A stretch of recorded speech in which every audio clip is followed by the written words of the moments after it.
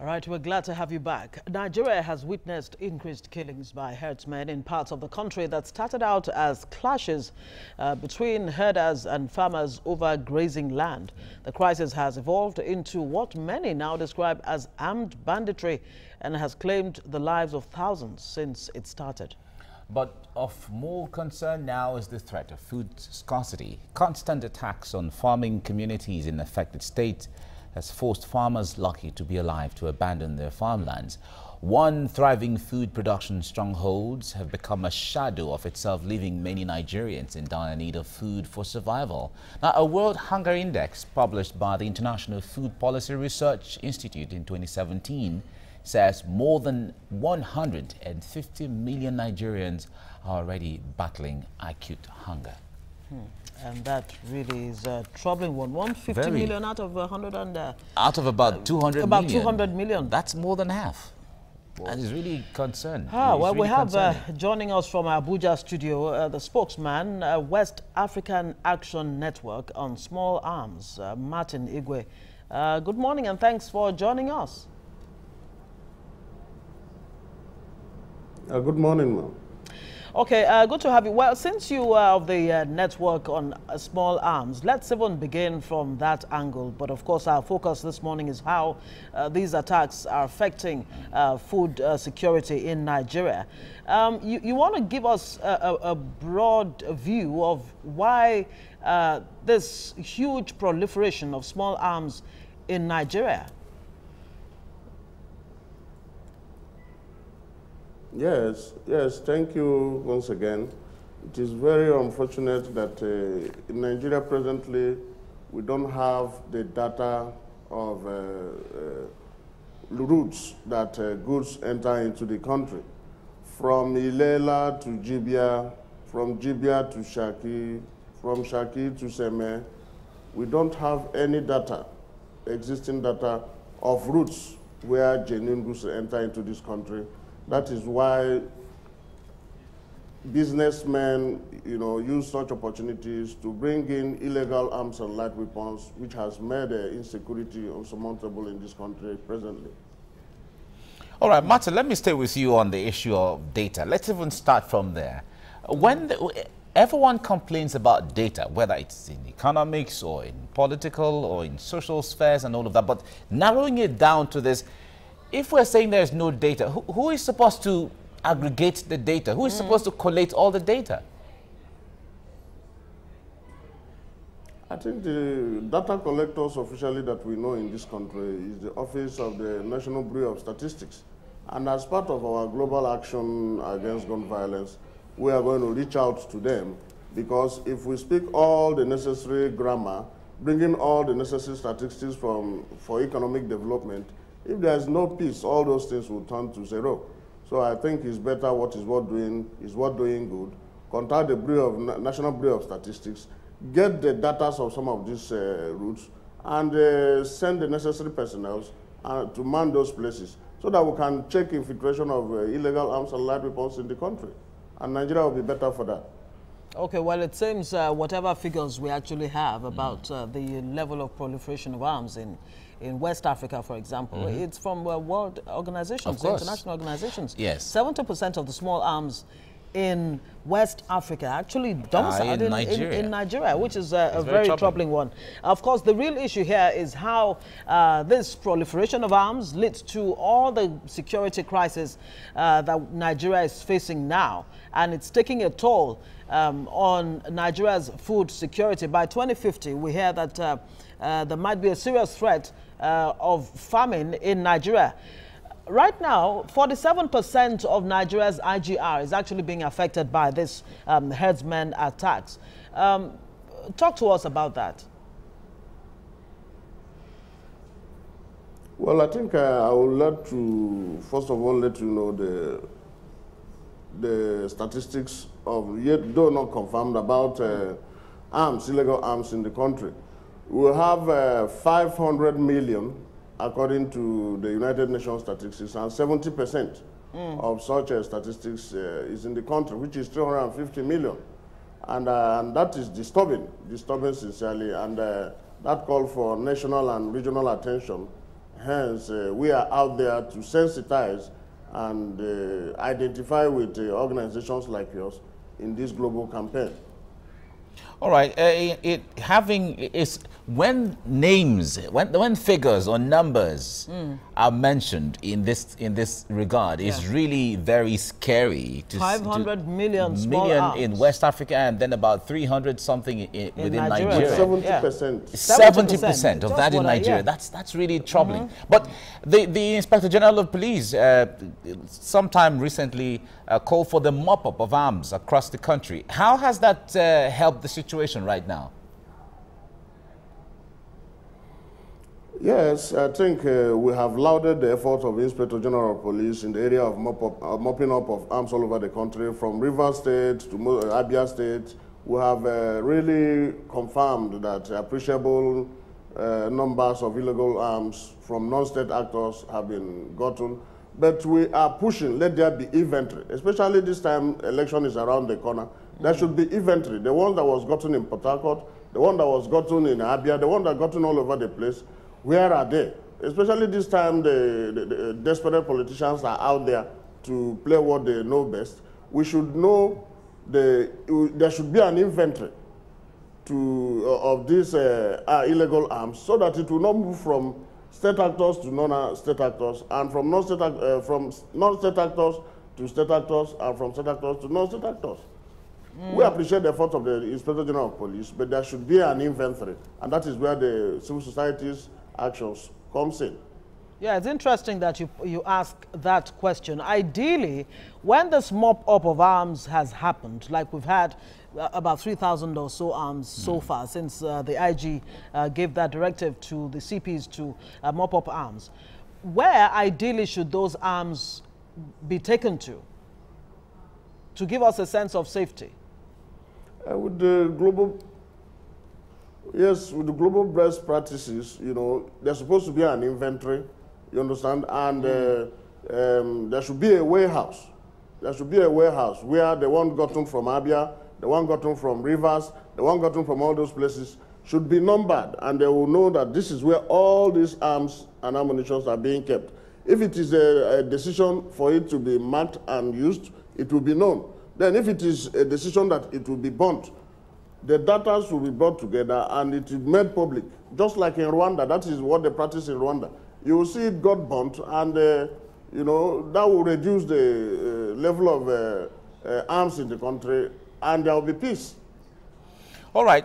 The president has made a statement recently saying that much of the arms in Nigeria are a fallout of the crisis in Libya. He has said that not even once. Over and over again. Can we really categorically say that much of the arms really are from Libya?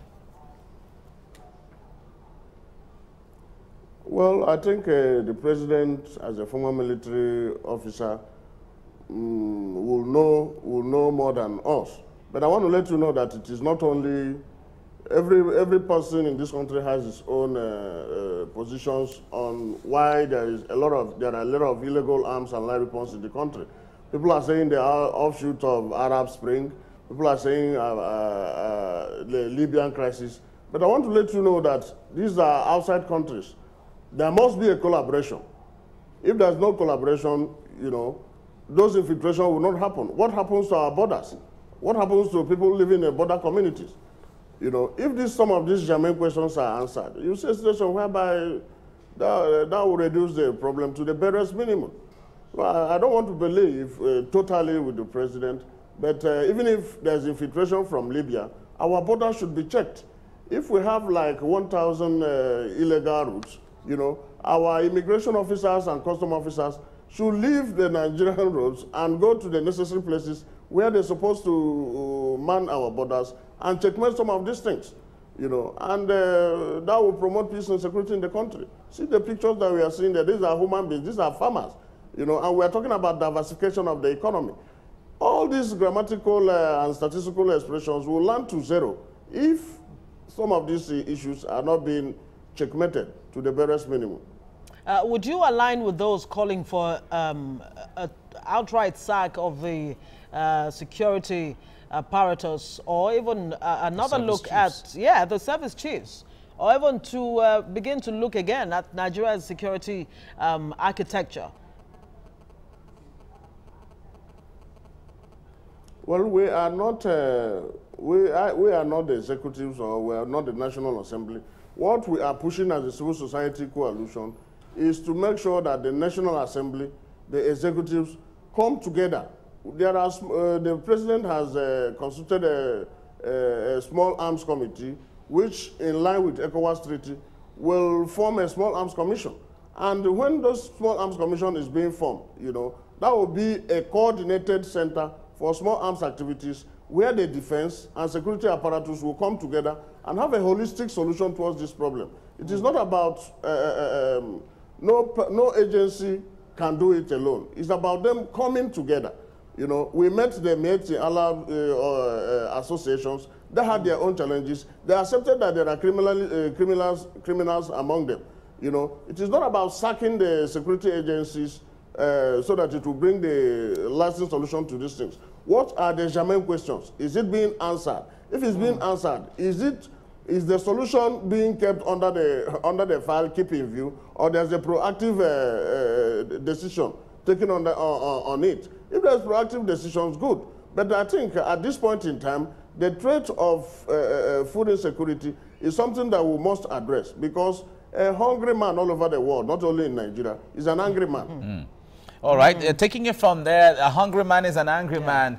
We also know that the middle belt of Nigeria, or what is called the middle belt, or the north central states, Benue, Nasarawa state, Taraba. and Kogi, Taraba, and Plateau state, where much of the food is produced or is being cultivated. They are in crisis when it comes to the herdsmen or militia herdsmen and farmers. Now, a lot of those people they're in IDP camps now, and people have been displaced and all of that. What kind of challenge are we seeing going ahead with this now when it comes to food security? Yes, I watch those videos with tears, because it can be anybody. I want to let you know that those people in the IDPs are the youths, most of them, and our mothers, who are the economic risk takers that are supposed to take our country from where we are to where we're supposed to be in terms of development. But you see a situation whereby they don't even have shelter, you know, they manage to eat. And you see a situation whereby they cannot get involved in their normal agricultural activities again, and that will affect you know, the agricultural development of Nigeria. Especially this time we are talking about diversification. Even in Borno, as of today, you know, the impact of small arms has also instigated insurgency and every insecurity there. From Gwoza, you know, from Bama to Gwoza, from Gwoza to Madagali, from Madagali to Michika, everywhere, those places, they have arable lands. But you see a situation whereby, because of some of these crises, they can't farm anymore. Agatu, you know, Nimbo in Enugu State, you know, all these places, Ondo, you know, you see a situation whereby pockets of problem or the other, distracting agricultural activities. And I think that calls for a great attention for policymakers in this country to unite towards some of these things, because without peace anywhere, there will never be development. Even the foreign investment that is being expected, nobody will invest his money where a country where there is crisis.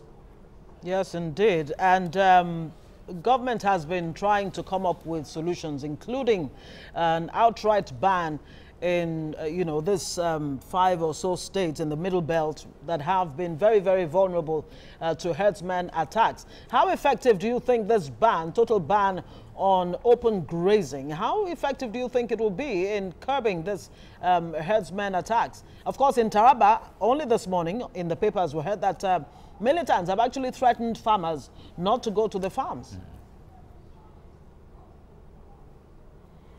Well, we had a comprehensive meeting and interaction. We had a comprehensive interaction with the leadership of Mieti Allah. And I want to let you know that they had their own issues, you know. And I also monitored the governor of Katsina State saying that there should be dialogue. You know, I want to let you know that these Fulanis, they are also human beings.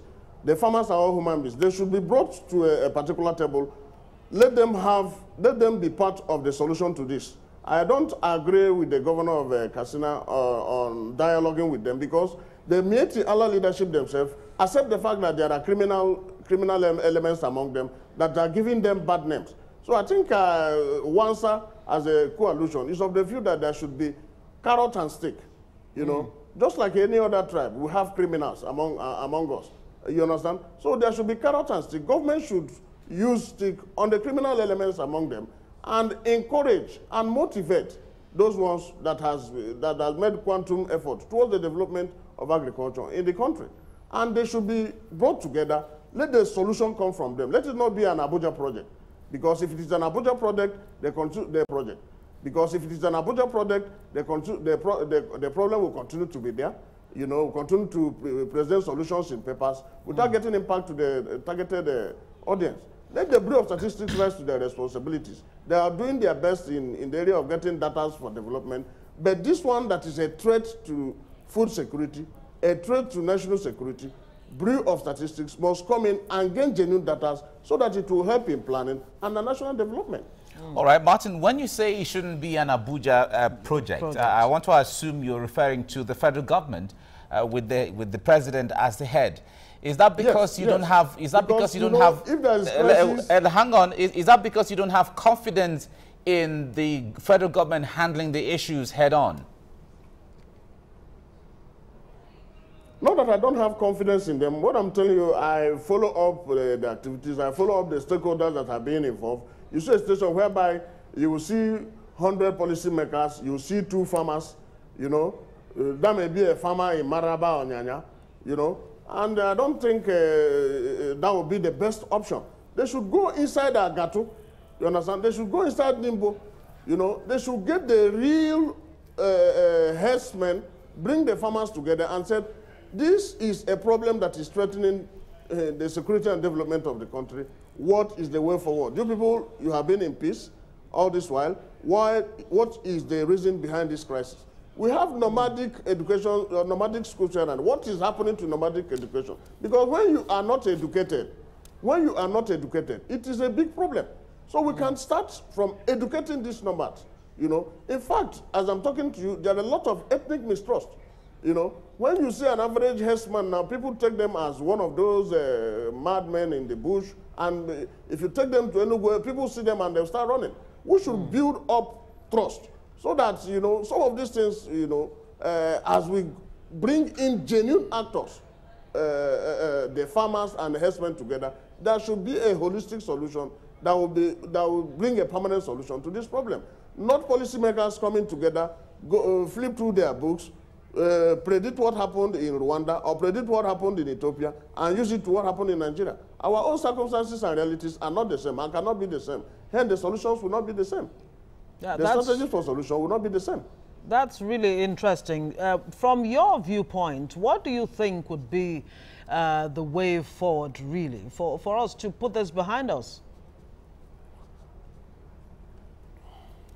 I want the government sincerely to start up the data, get the data of farmers, get the data of herdsmen, so that the criminals among them will be known.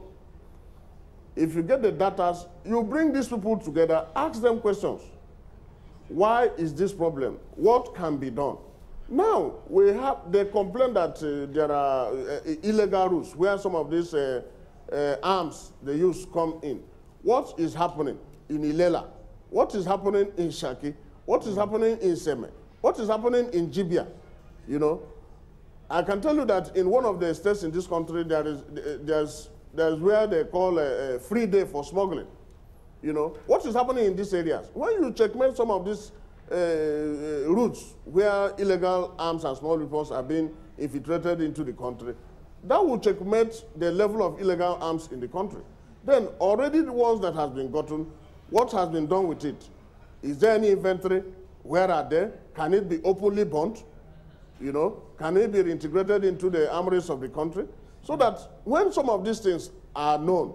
I'm telling you sincerely, I'm not a proponent of, you know, I'm a proponent of peace, and our coalition is bent on dialoguing with the farmers and the herdsmen and using carrot and stick. The criminal elements among them should be dealt with. Those ones that are sincerely doing their work, you know, should be encouraged and given the necessary but don't you think, and hammer on peace education. Martin Igwe, don't you think that this crisis is going beyond face value, where we think it's herdsmen against farmers? When you hear that militants have warned farmers not to go to their farms, and you know, in Benue, for example, some 200 armed men, gunmen, attacked a whole village and killed everybody, burnt down their houses. There were no cattle involved. Is this taking a totally new dimension? That is actually, agenda. Yes, that is now unveiling what the real end game is, which is to attack Nigeria's food security.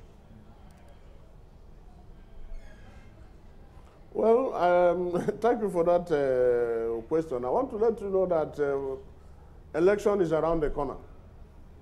And the politicians must, I want to use the word must use any available means for them to retain power, you know. And in the process of doing that, there will be instability, they will create mistrust, you know.